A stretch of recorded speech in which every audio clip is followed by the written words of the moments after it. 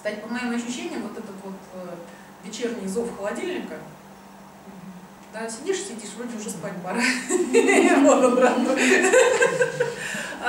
Мы устали к вечеру. Нам не хватает энергии определенной, да? Но мы к энергии привыкли как компенсировать? Мы воспринимаем это как чувство голода. И вот ты смотришь в этот холодильник, а там, в общем-то, есть ничего не хочется из того, что там есть, чего там не было. Ну, что-нибудь съешь. Уже раз пришел, значит, надо что-то съесть. Ребята, очень хорошо помогает чай со специями. Вместо вот этого вечернего жора очень хорошо помогает чай с теплыми специями.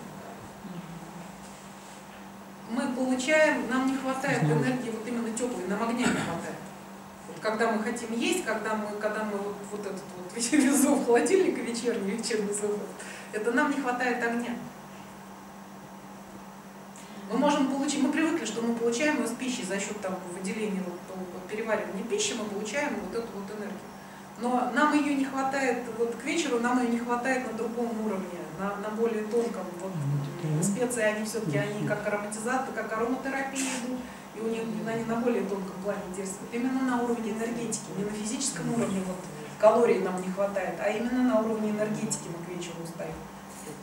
И вот это как раз через теплые специи все замечательно корректируется. Что держите дома? Корицу.